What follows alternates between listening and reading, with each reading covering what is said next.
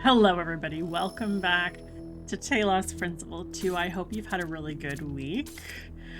I have heard that some places have unseasonably warm weather. I hope you are keeping cool. We're actually having like normal spring weather suddenly. Oh yes, that one. Doubly doubly. Okay. Fun conversation with Mouse, thank you, in the comments about whether or not consciousness exists with the doubling of the body, or if the body is just a shell, the way the game, the name of that puzzle at least, hinted at. Oh, this is such a pretty area. This, okay, so to me, with my Canadian eyes, this looks like a really nice, like, maybe -5, -10 degrees Celsius day. Perfect day to go skiing. So, this is like a really gorgeous winter day. I like these slabs of shale. Well, that's a different style of building. It's much less, well, I guess it is concrete slabs, but it's got more shape to them somehow. The gift. Okay. I don't have a lot of things here.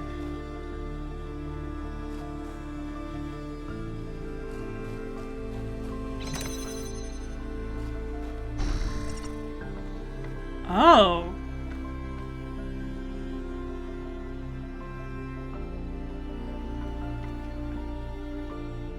I mean, did I just open it?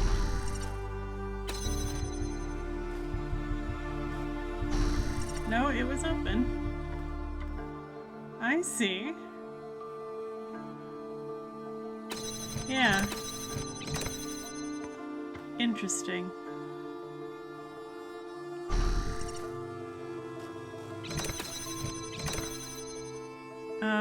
Can I can walk through there.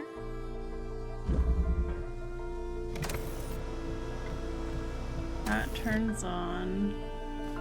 I can't take the fan, but I can come across. Hello.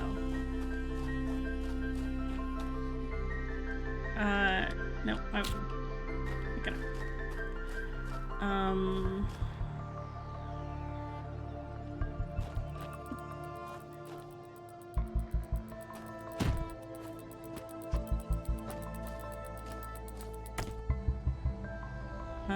If we go like this, I can't climb. Of course not. Can I? Nope.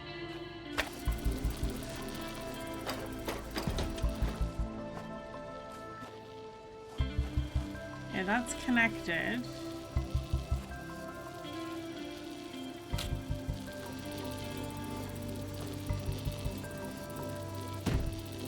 If I go like this, I can jump over. You don't need that one to be.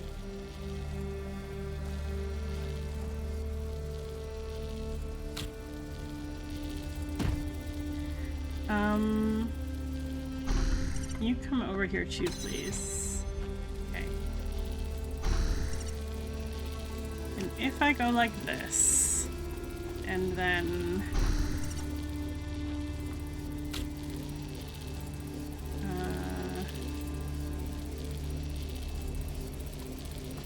no, I can't. I cannot actually drop it on the other side.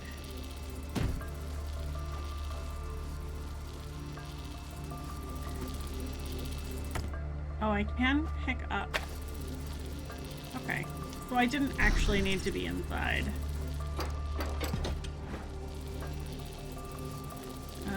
You keep those connections. We'll do that. We'll have you stand here. And then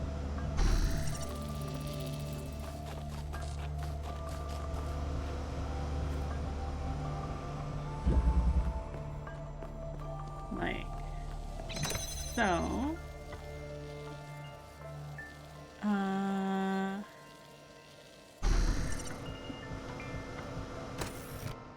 No, we already lose. I need that box.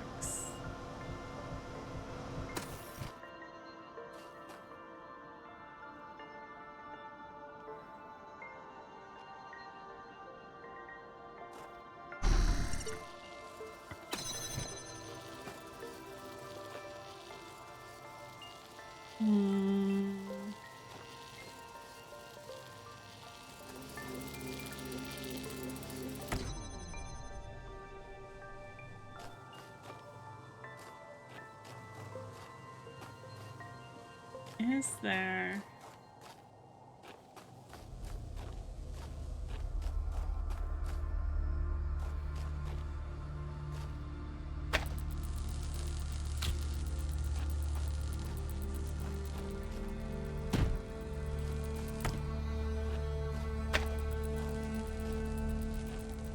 No.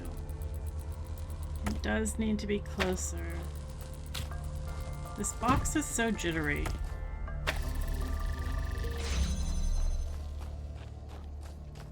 Okay.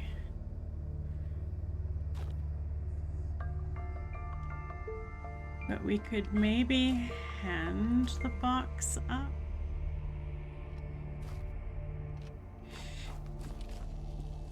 Okay. You go up.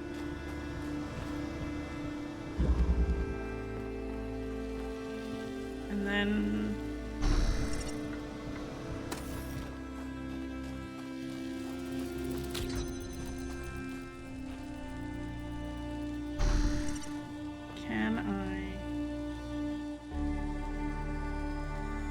can't reach the box.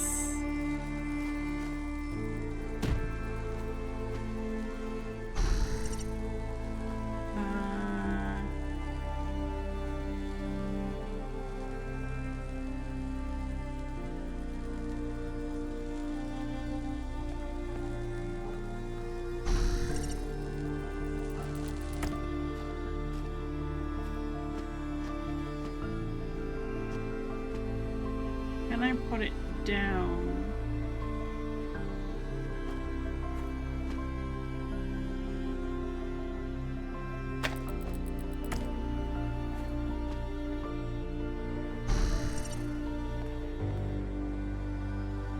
Aha. That was a fun one. I liked that. That went through the cement.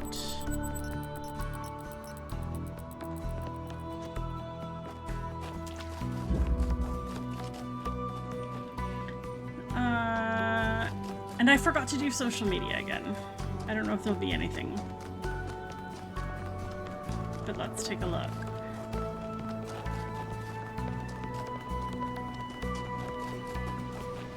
Okay.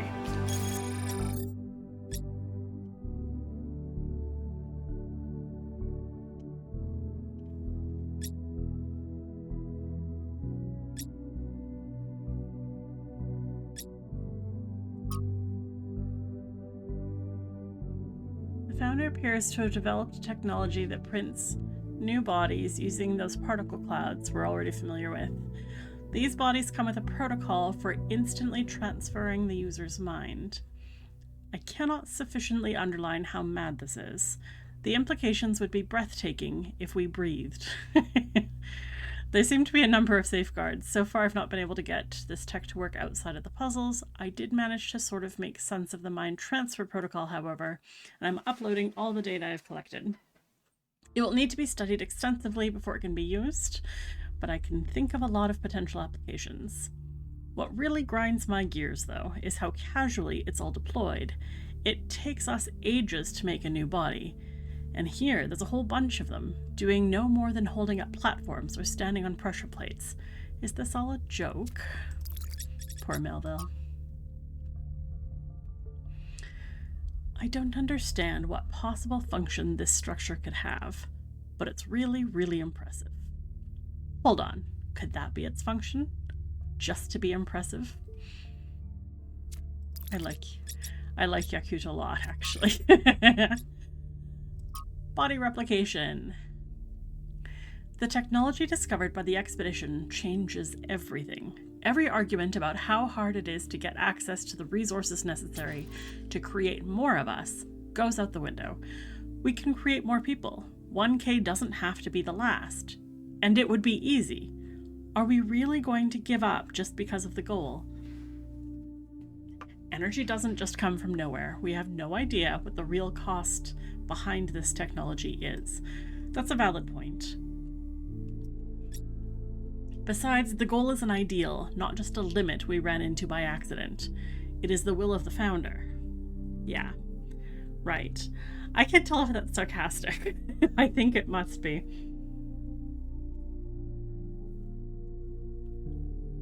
It's not necessary to share a personal belief in the founder to understand the value of the goal. It's clear to all but the most radical that humanity needs limits, for its own sake and for the sake of the planet. You say that as if it was self-evident. It's not. You're smuggling a whole host of misanthropic ideas into this conversation under the guise of reasonableness. Your premises are completely rotten.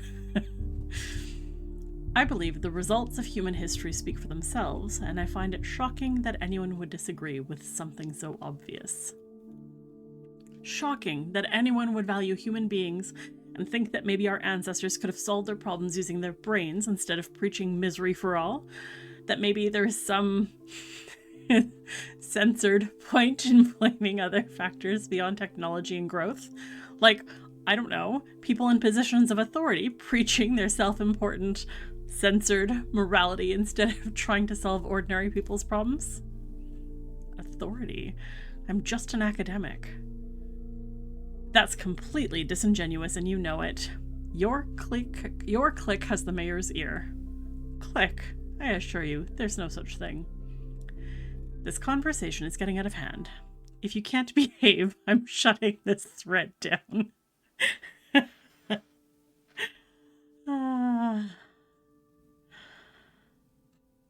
Oh.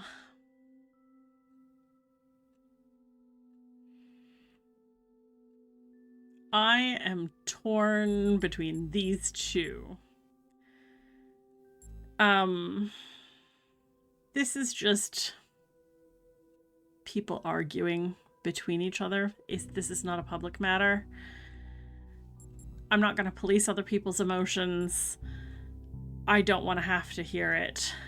But I do believe, as a matter of principle,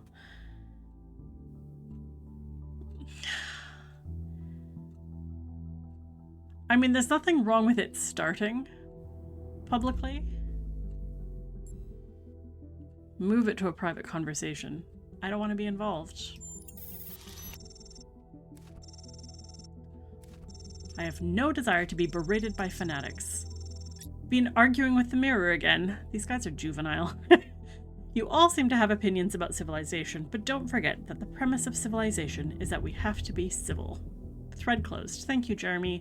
I appreciate that you're that you're able to be more adult.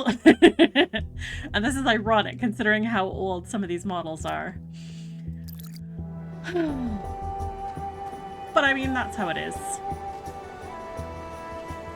You argue with people on the internet. Most of the time they're going to be juvenile about it.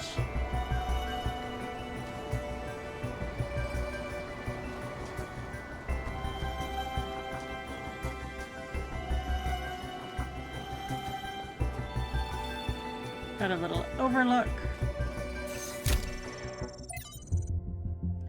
On Cornelius. From the personal reminiscences of Mitku. There are some people whose true importance you just don't notice at first. People who quietly hold things together without making a big deal of it. That's what Cornelius was. Always by Athena's side, he calmly and carefully helped us all stay on track, reminding us of our shared humanity and the values that had brought us this far. I cannot imagine how painful it must have been when Athena left him behind. When he went on his so-called research expedition, most people thought he went looking for her. To be honest, I thought he might never come back, and was surprised when he finally did. I still don't understand how she could leave him. They seemed to love each other so deeply. After he returned, Cornelius was different.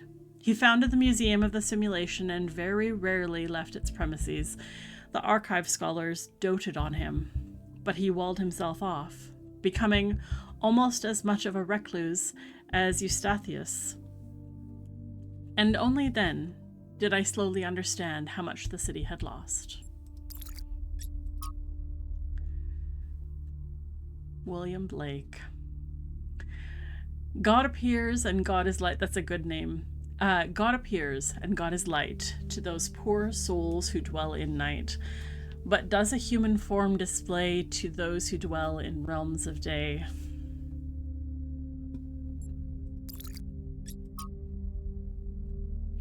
The Prime Mover. Excerpted from Considerations by Eustathius. While it is hard from our vantage point to fully believe in any of the ancient religions, I must admit that I have come to believe in the existence of a prime mover. Not a designer as such, certainly not an interventionist god, but some force that set the universe itself into motion. I do not know if it is possible for us to ever truly understand this being, since it must, by definition, exist outside our understanding of reality, but I do believe that it exists. Does it look upon us with love? Are we entertainment, perhaps? Does it preserve some memory of us when we die? All of this I cannot answer, but I do not disbelieve those who honestly speak of having experienced some manner of brief communion with this entity. It's simply too common an experience in human history to easily discount. As the motion of the universe proceeds from the Big Bang, so whatever force animates us, whatever constitutes the true foundation of consciousness, proceeds from the prime mover. What do you think about this, Mother? I don't believe in any kind of prime mover, but I thought you should read it because Eustathius is an intelligent person, and he came to this conclusion after a great deal of thought. It's important to respectfully consider points of view we don't agree with. Modernity.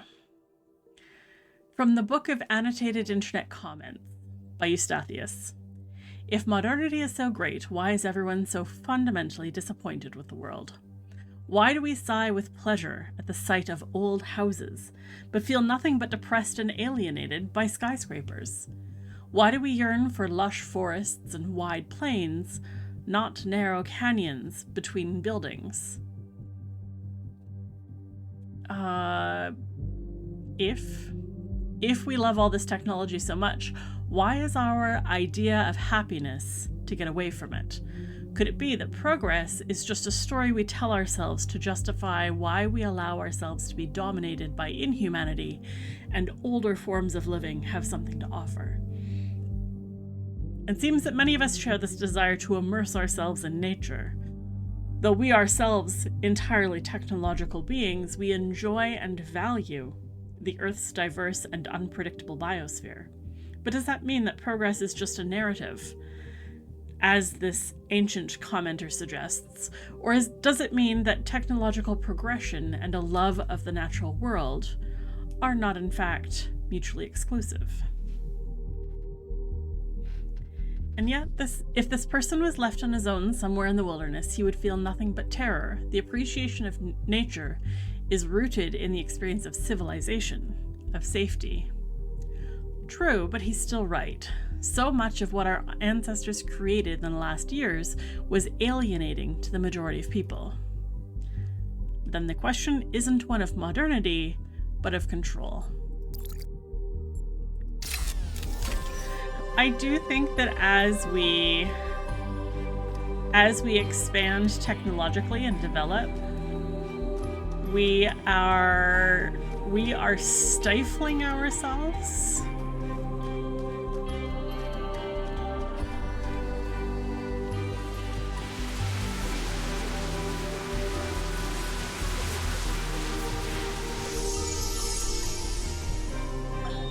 If we believe that life is inherently valuable, if we think that other species are worth preserving, and we recognize that most of the universe is barren, then it follows that we have a duty not only to defend life, but to spread it. If life is the most valuable thing in the universe, then perhaps, in a sense, the cosmos itself is depending on us to do this. Like birds carrying seeds to uninhabited islands. Maybe that's our role in the galactic ecology. Well, that's an interesting thought. I don't know what I think about that.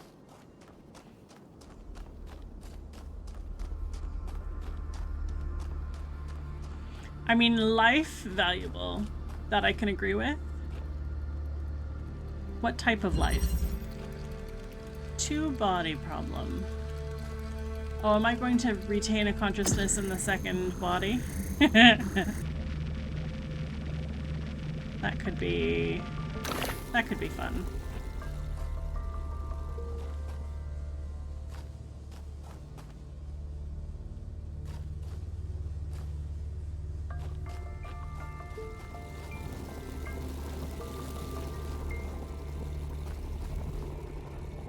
Okay.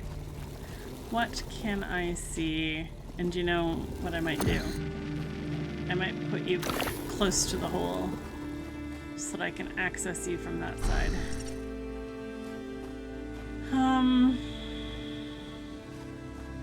What can I... You do turn that off, okay. And you turn that off. That is good.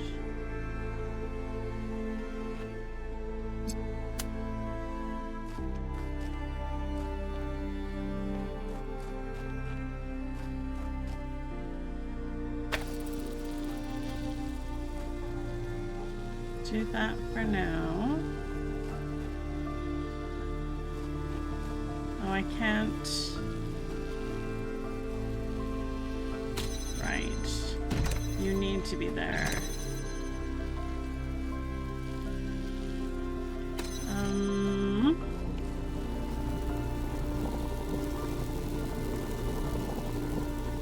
Driller can't come through its own hole. Of course not.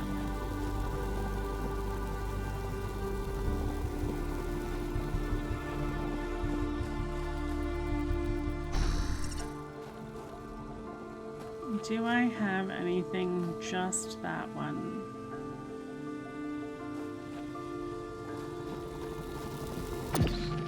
If we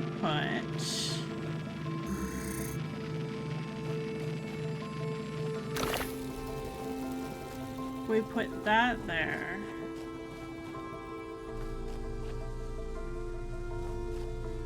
You're just a normal connector. Okay. Well, let's put you here.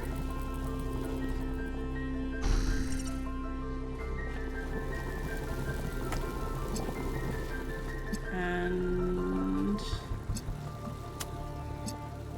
we can do that. Yep. And then we can stand there. Can I see myself? I can.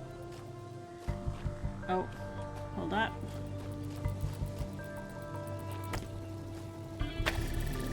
There we go.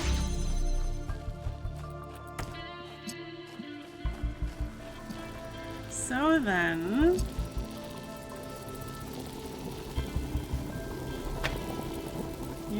stay there.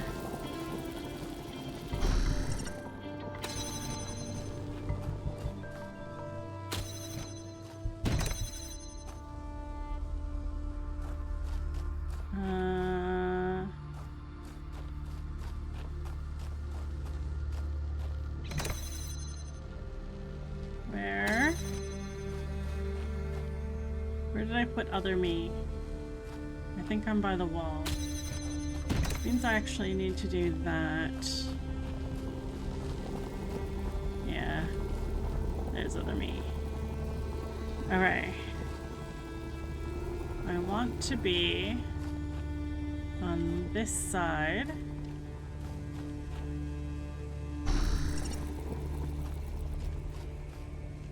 And this me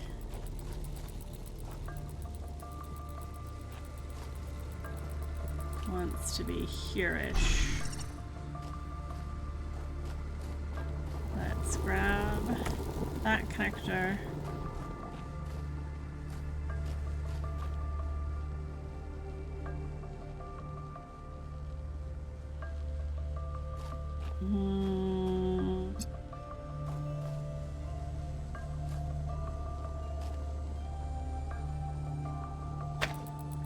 I think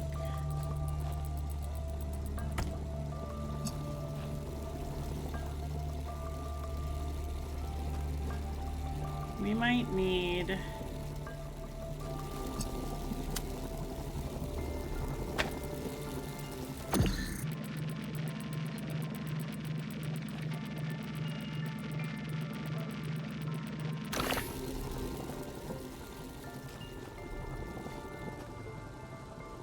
hopefully that works.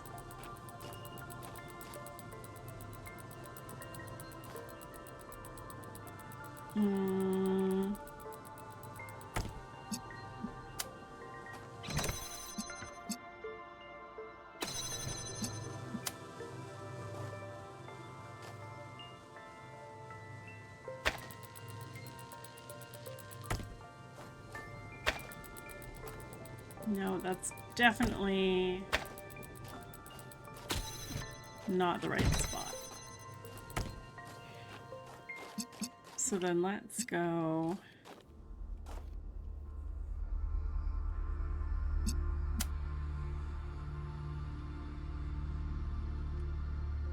Oh, I see. That's quite clear, actually. We need... Where's other me?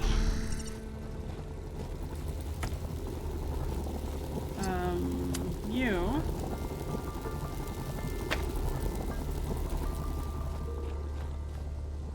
And then you come back here.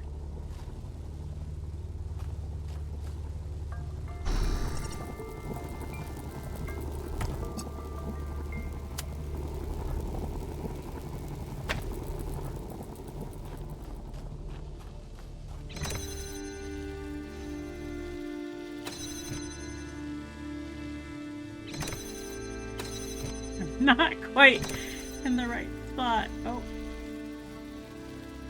There we go. There we go. That was fun. That was a good one. I can't imagine spending years in such a desolate place. Desolate? For what? Science? Enlightenment? I'd much rather be back home in New Jerusalem. I think it's beautiful in its own way. But I don't understand how our ancestors could survive here. They were so fragile. Imagine getting stuck out here in the cold. I wonder if there are wolves. It's kind of a miracle biological humans lasted as long as they did. Hey now. We're very resilient and resourceful, I'll have you know.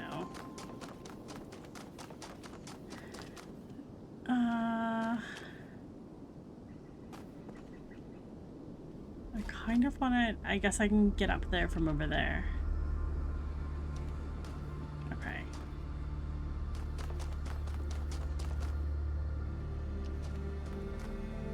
Oh, here's our golden gate.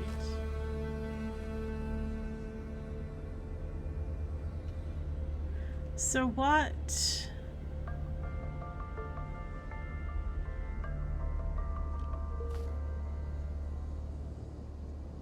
This must be...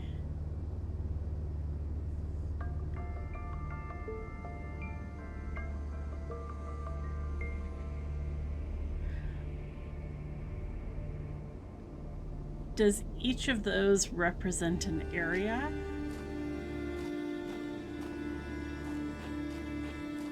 Clearly I'm gonna have to come back to that.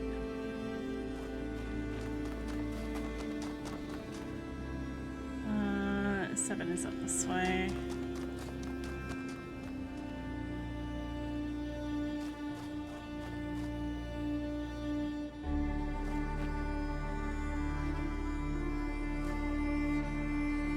Oh, there's something down there. I really want to go see what that is. This is where you need a tube to go down the hill with.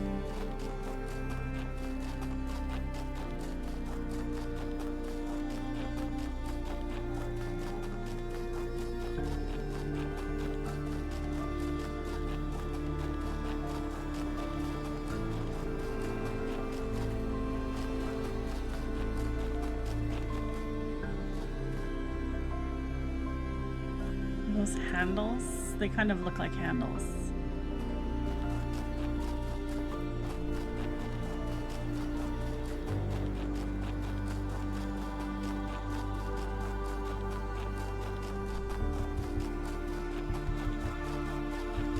They remind me of slalom poles.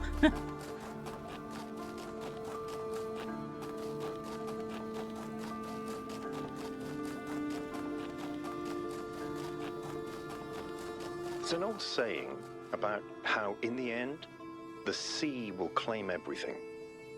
I have no doubt that this is true. In the long history of the human species, entire regions have disappeared under the waves. Places like Beringia and Doggerland still echo in our cultural memories. But we shouldn't forget that life began in the sea. We are the children of the sea. And it's not through floods and ruin that the sea will claim everything, but through us.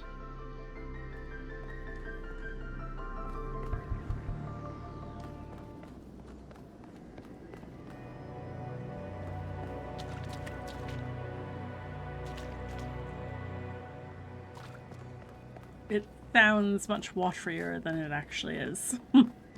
That mud should be frozen, not splooshy.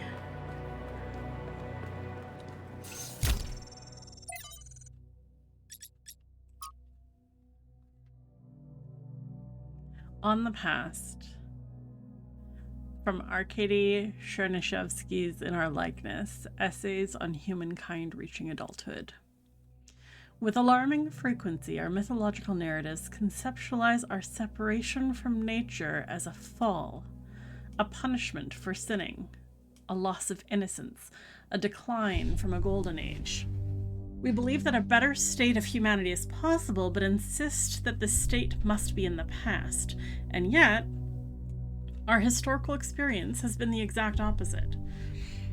For all the horrors of modern war, and they are considerable, relatively few people today have to suffer the unspeakable agonies that our ancestors went through on a daily basis. It's doubly ironic that we place our golden ages in the past, but very rarely ever consider what life was actually like for the people whose genes we carry.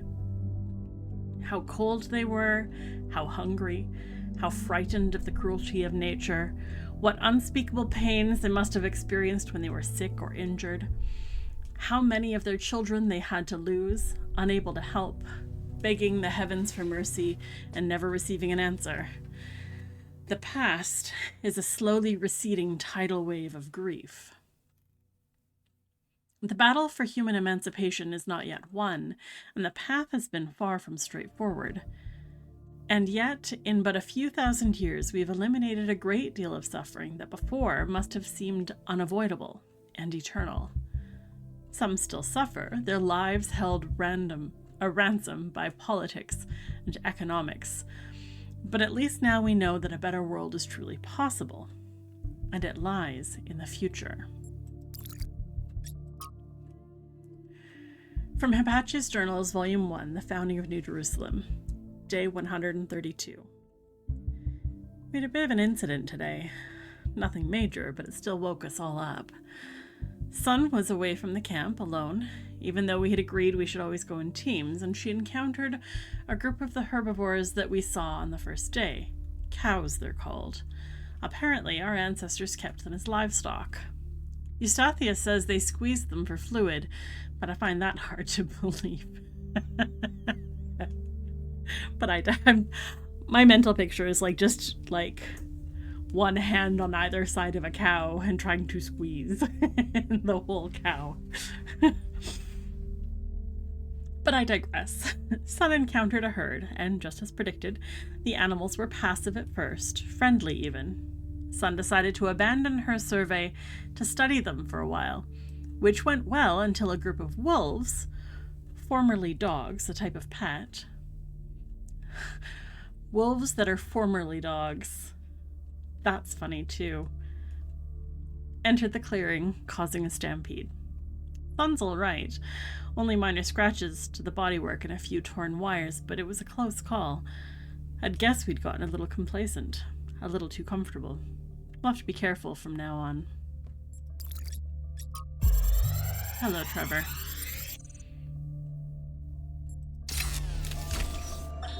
Now, I have to talk science fiction for a bit because I love science fiction, but it drives me nuts. There's this cliche that shows up over and over, and every time someone uses it, everyone pretends it's really profound. It goes something like this. A scientist invents something good, but, oh no, it's actually really bad. You could have something that makes your life better, but no, you can't. How dare you even want it? That's hubris. That's playing God. And it's never anything that reflects the real world, right? It's never, oh no, you invented a vaccine for cervical cancer. Oh no, you invented a new class of antibiotics. Oh no, you cured malaria. How dare you? Those diseased mosquitoes are way more important than human lives. How did science fiction become so reactionary? You know, if we all thought this way, you guys wouldn't even exist. At least Alex agrees with me. She has good taste.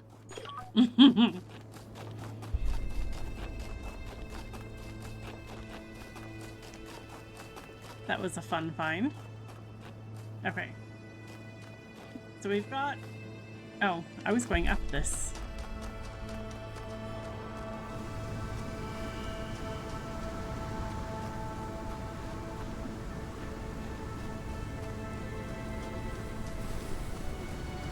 Hello.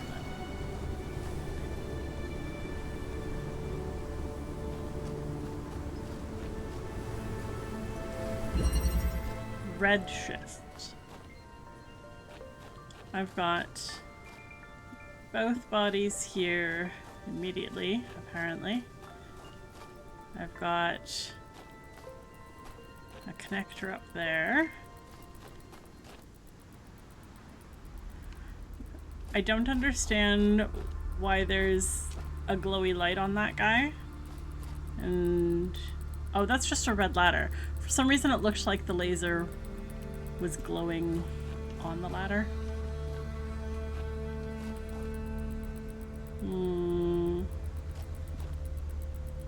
This looks like somebody should be able to jump across. That clearly let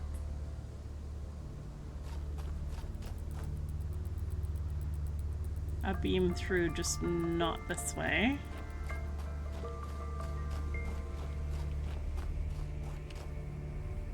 And that'll get us up on the wall? Apparently. Okay.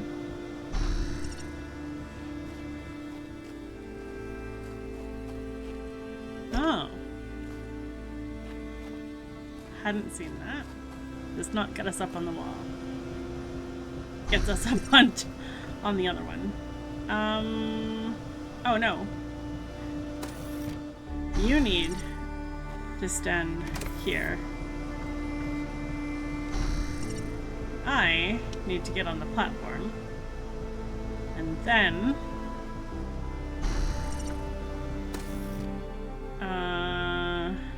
let's go get this connector.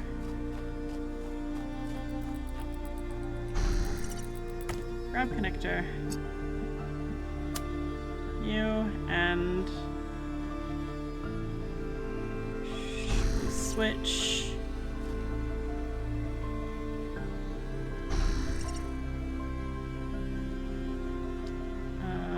I can't choose it.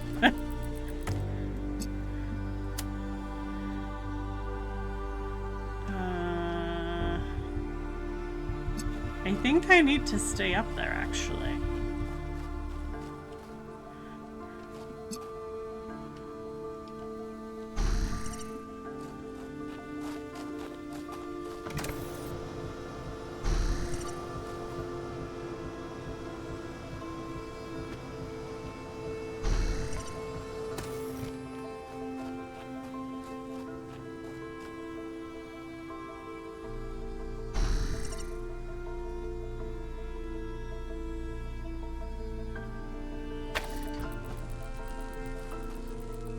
No, it definitely needs to be on top.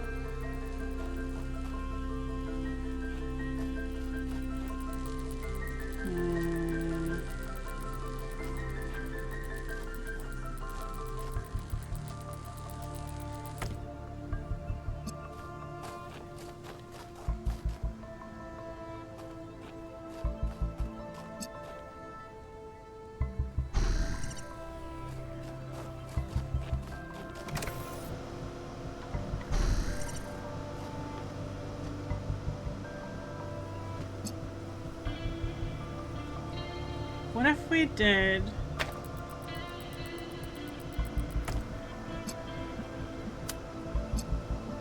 you two in here? Right.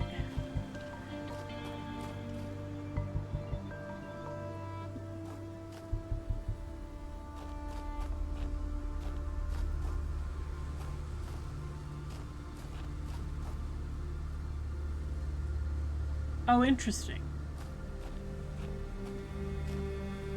There's a ladder here.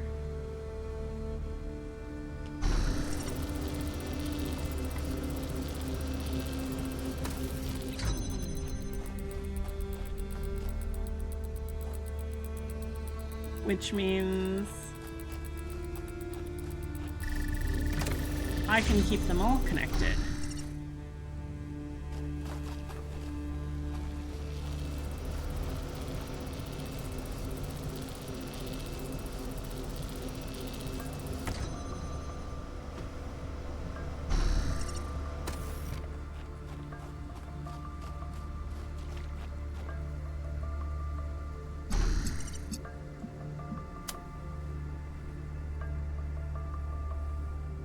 I do have to get off. Okay. Okay, we can try that. I think I've got the right idea.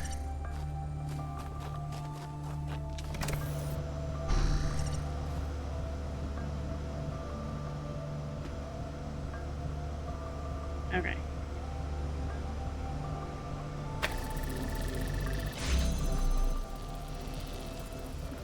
And then I go in here, and then we go over here,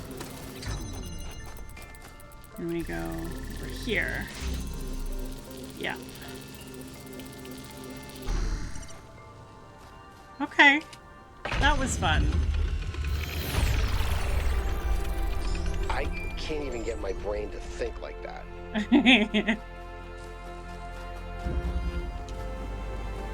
Okay, so that's that. We've got one more. Private message. I don't think I want to.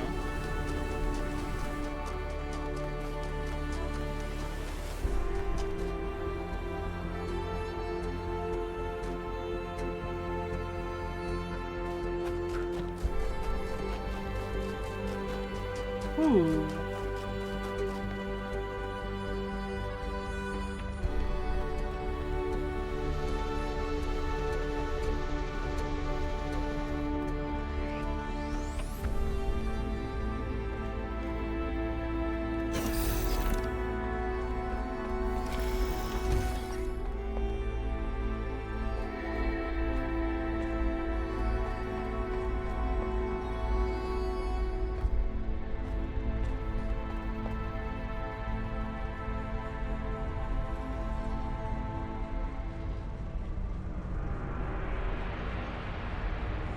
Interesting.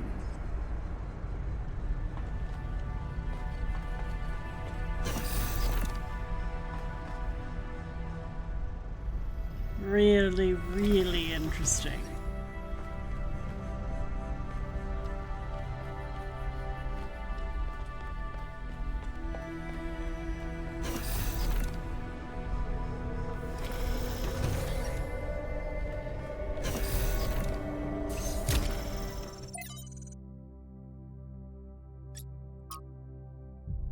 From Quentin to Athena, dear founder, I never got to know you. People tell all these stories about you, and I don't know what to believe. Some people say ask Cornelius. Others say Cornelius is too blinded by grief. Some say Byron stands for the truth. Others say he's a fanatic and a radical and we should listen to the mayor. There doesn't seem to be a way of getting a straight answer. Why did you abandon us to this chaos? Why can't you just come back and sort it out? If you're reading these messages, don't you care?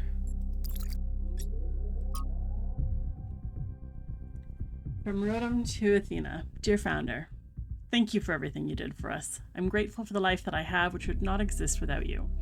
I hope wherever you are now, you are at peace.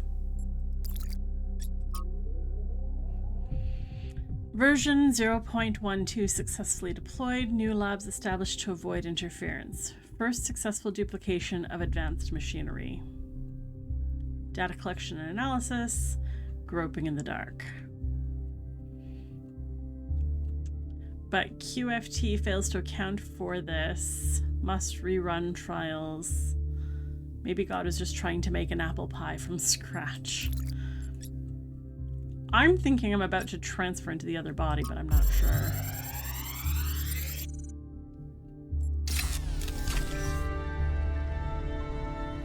This looks like it has something to do with energy generation. Am I reading this right?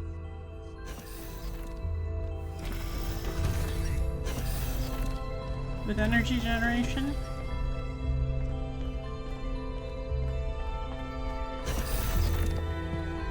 Oh, there's a whole server in here.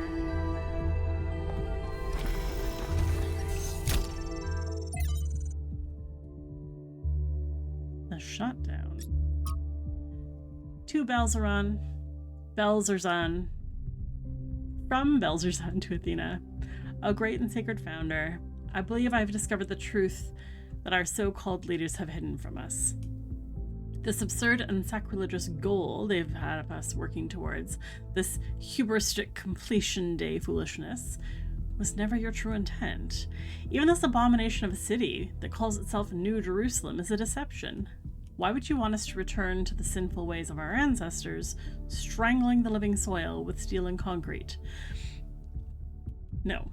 It was when you and the first companions lived humbly among the splendors of Gaia, having no need for all this wasteful ostentation inherited from our weak and decadent ancestors, that you showed us the true path.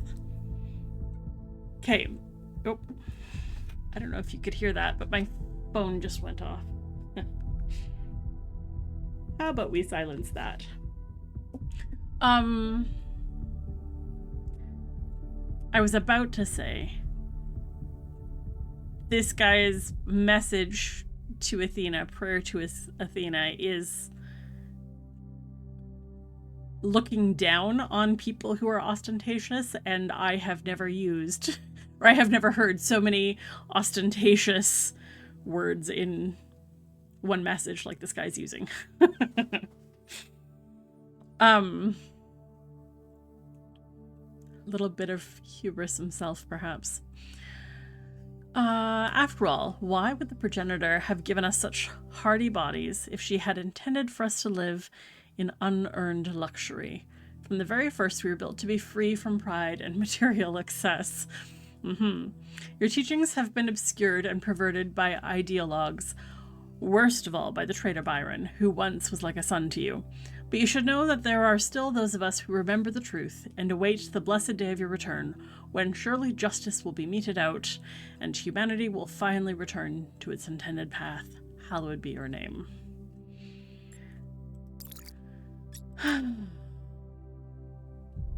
The shutdown. We assembled in the vast green lawn outside as reactors began to slowly wind down. The workers were solemn. The activists who'd fought against the decommissioning seemed crushed. There was supposed to be a speech, but the spokeswoman had lost her notes. Outside, the protesters cheered. My eyes were drawn to the discarded anti-shutdown banners, endlessly reciting the facts, the statistics on mortality per trillion kilowatt hour, the lowest of all energy sources. The lifespan of a reactor, 70 more years in our case. Minimal land footprint, almost zero emissions, no intermittency. It became a jumble of words, a litany, almost a kind of glossolalia. As far as the protesters outside were concerned, it might as well be an alien tongue. One thing was clear to them, and that was enough. The technology inside this compound was deeply, inherently wrong. It was a sin. I could not help but think of that moment on August 6, 1945, when the sky erupted above Shima Hospital. My imagination could never fully encompass it. How do you imagine more than 70,000 people annihilated in an instant? An ancestor of mine was in that hospital. He went from being a doctor, a husband, a father, a pacifist stuck in a terrible war to being a pile of bleached bones covered in rubble, all in a single second. Not by accident, but because of a choice someone made. Not because of a reactor, but because of a bomb. Just 2 days earlier, contradicting his campaign promises, the Prime Minister had suggested that the use of tactical nuclear weapons would be an acceptable risk if the conflict continued. Very few seemed to find this particularly shocking or outrageous. They were afraid of reactors, but not of bombs. The spokeswoman gave up finding her notes. It was starting to rain, and people were walking away. She grabbed the microphone. "By the time you regret this, it'll be too late," she said. "But honestly, I don't know if I care anymore. Maybe you have it coming." The spokeswoman sounds so bitter. The protesters didn't mean any harm. From their perspective, they were doing good. People always think they're doing good when they get collectively outraged. Doesn't make them right. Collective action can change the world when it's deliberate and based in reason, but it can also become a mental trap or a societal pressure valve. The thought-terminating cliché. As you continue your reading, there's a useful concept that I would like you to keep in mind. The thought-terminating cliché. This is the type of phrase, often a slogan or saying, which sounds meaningful, but is really intended to make you stop thinking. To pick an example from our history, someone in the simulation might say things like, "It's the will of Elohim," or "It serves the process," and that would be that, case closed. Who knows how many iterations never advanced further because they just stopped thinking at that point. Do note, however, that a thought-terminating cliché is not the same as a lie. It may very well contain elements of truth, but those elements are used to keep you from questioning a whole set of assumptions that come with it, which may be partially or totally false. This often takes the form of appealing to something you care about. We must protect X, where X is a nation, a philosophy, a public order, or even the planet itself. But while you may agree with that element, all kinds of assumptions may be included about how to protect something, or who to protect it from, or what the end goal of protecting it is. If you stop there just because you agree with the surface level statement, the results may be the opposite of everything you wanted. Like those who chose to serve Elohim and in so doing prevented him from achieving his true purpose.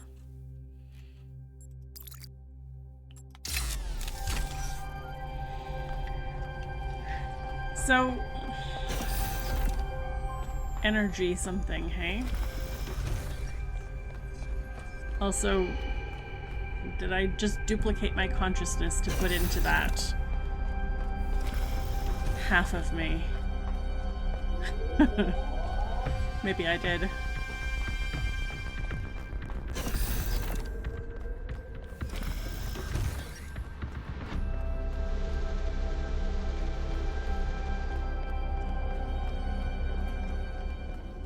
Okay. 8. 8 is this way.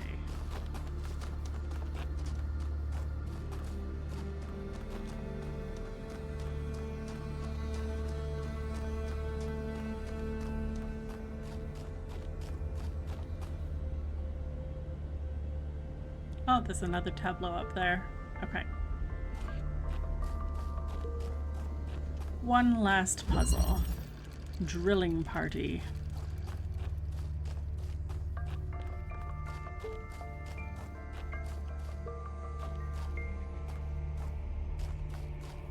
We get one drill. We get one drill. Okay. And up we go. Oh.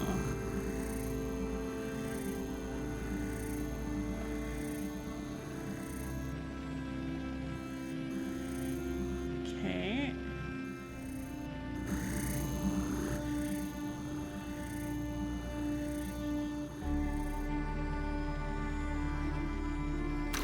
Let's see what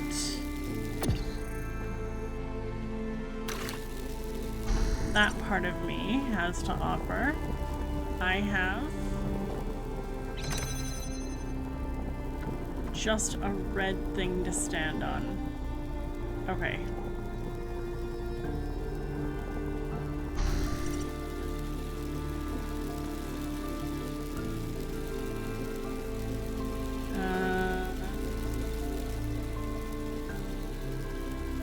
That part of me. Where is...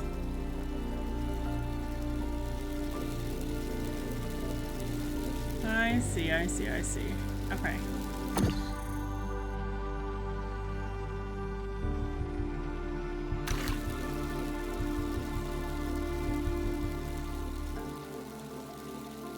I can't take control. Oh.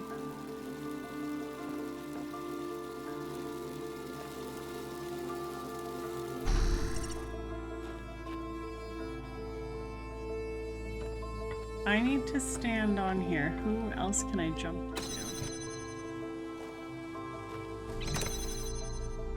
Oh, now I can jump to you.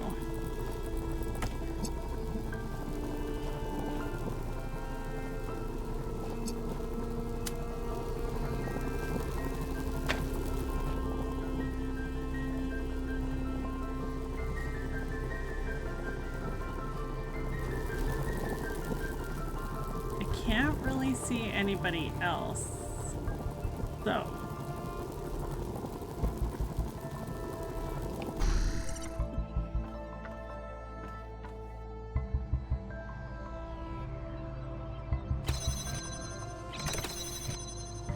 it looks like the walls stop me from jumping to other parts of me. Can I...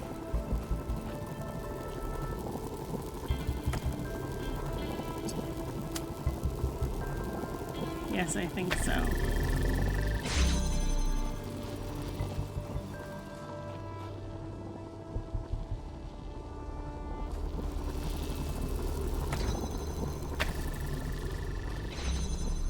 Okay, so now I'm out.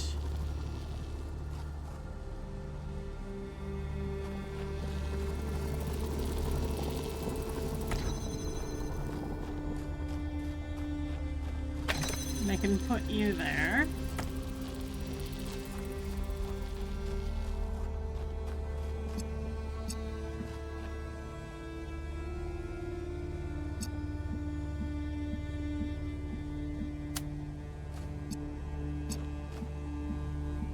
Don't think I necessarily need you still.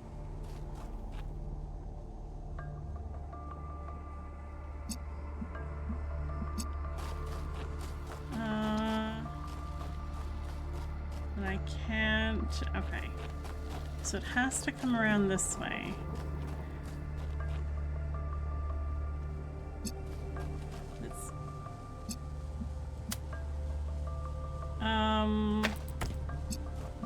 Connect you.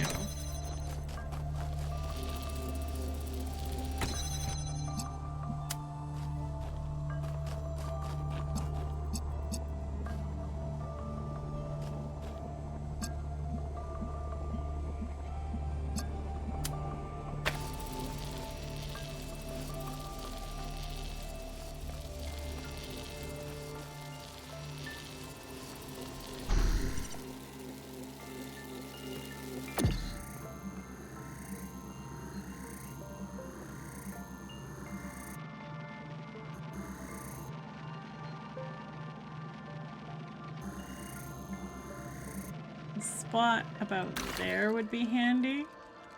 I just dropped it all the way down.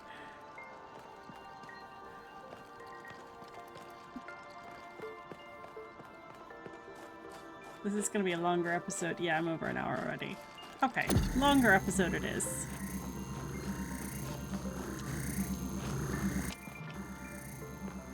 Okay, I think there-ish. Which means I can go... Oh, I see.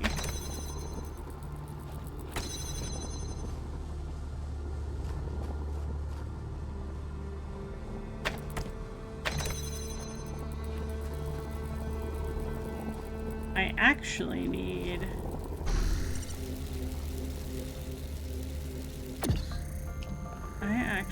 this guy there. A little bit to the right.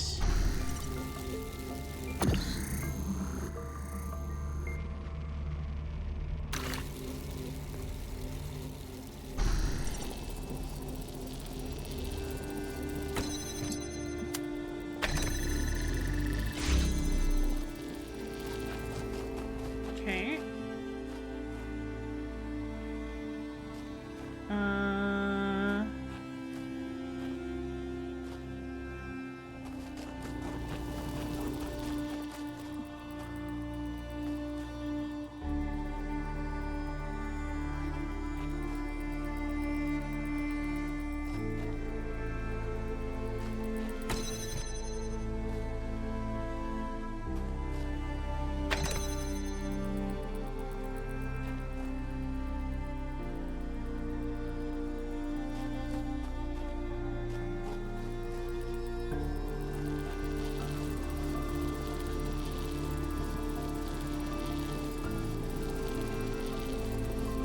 Can I...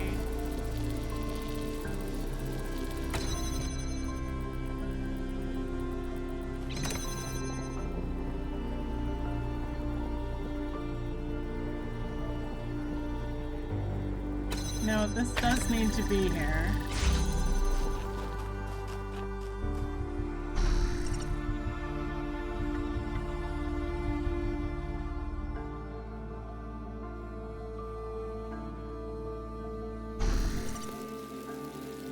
Does it accomplish anything if I jump down?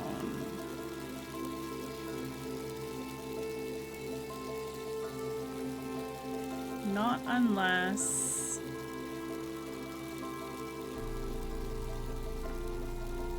No. No, my job is just to move the driller. Okay.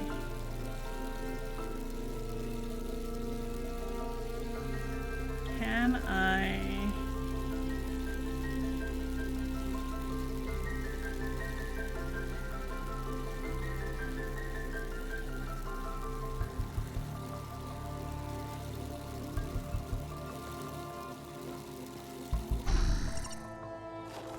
I can get all the way through. That means...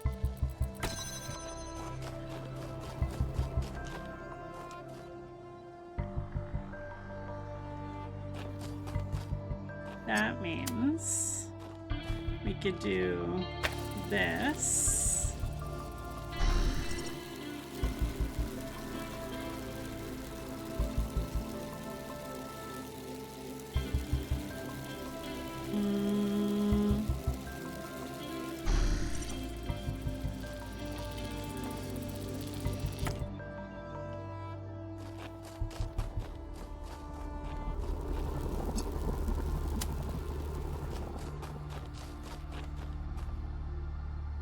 Yeah, there is a spot there. Okay.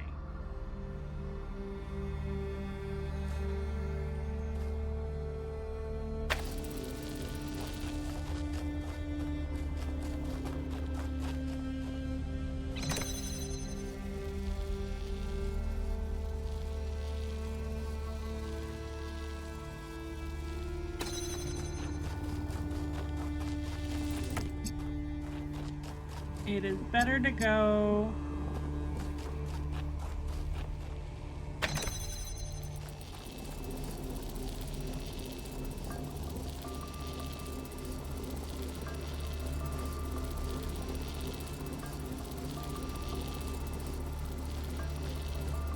almost need one more connector. That's the issue.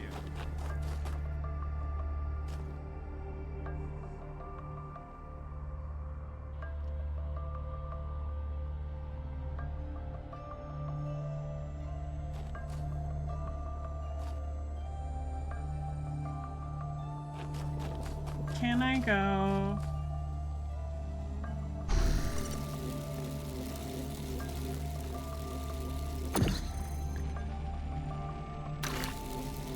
The driller cannot do 2 layers. Okay.